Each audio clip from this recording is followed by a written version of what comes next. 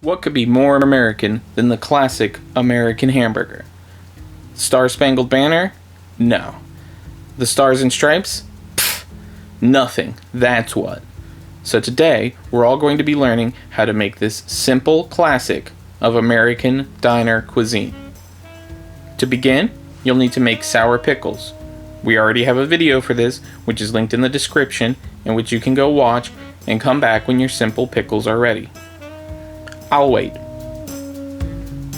Are your pickles done? Good. Now we can move on. For the buns, I'm using a recipe from King Arthur. As always, quantities are in the sidebar and description.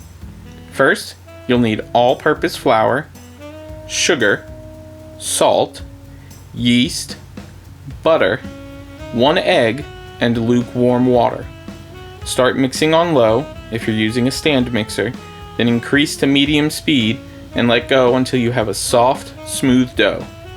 It took me about 10 minutes. Shape into a ball and place back into the bowl of your mixer.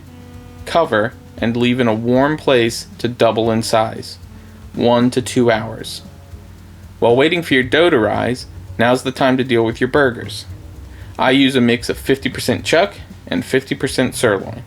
If you have nothing better to do, grind it yourself. But if you don't have time for that, and really, who does, buy ground from your meat purveyor of choice. Shape into equal size balls. 4 ounces is good for smash burgers, like we'll be making today, but you can make them up to 12 ounces if you're crazy and want to grill your burgers. Set those aside as you prepare the potatoes for your fries, cutting them thin and placing into a pot of boiling water and set aside. This will clean off the starch, keep your potatoes from browning, and start the cooking process. Once your dough has doubled in size, deflate and divide into 8 equal pieces. Shape these into balls, place on a lined sheet pan, cover, and let sit for 20 to 30 minutes. Set up your griddle and fryer of choice while waiting for your buns. After letting your buns nearly double in size, flatten them into roughly 3-inch rounds, cover, and let sit another 20 to 30 minutes until nearly doubled again. Preheat your oven to 375 while your buns rise.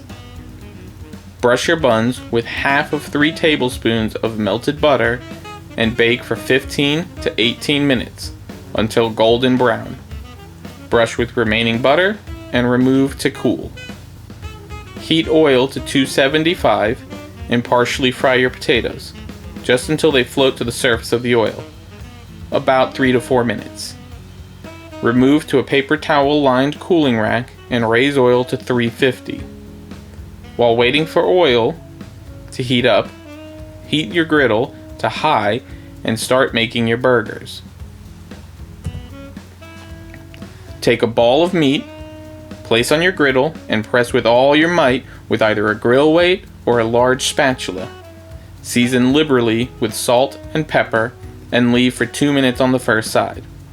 Flip, season, and let sit for another 2 minutes, placing in a warm oven to keep warm while finishing the remaining burgers. This is the time to place cheese on your burgers if you want. When oil has reached 350, start frying in batches until golden brown and crisp. Once finished, you can toss your fries with any seasoning you like. Keep an eye out for our garlic parmesan fries in the coming weeks.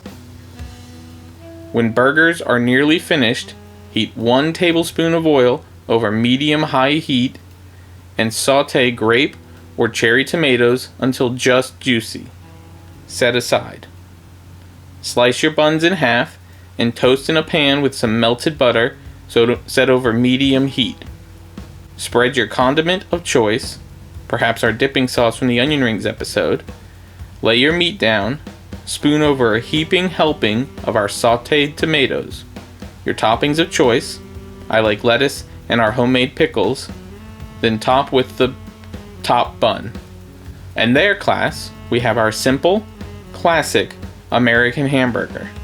So quintessentially American that when you eat it, you'll know what red, white, and blue taste like. Now, go forth and make these for your friends, family, and enemies. Basically everybody. If you liked this video, please subscribe, smash that notification bell, and keep an eye out. We make new ones every week.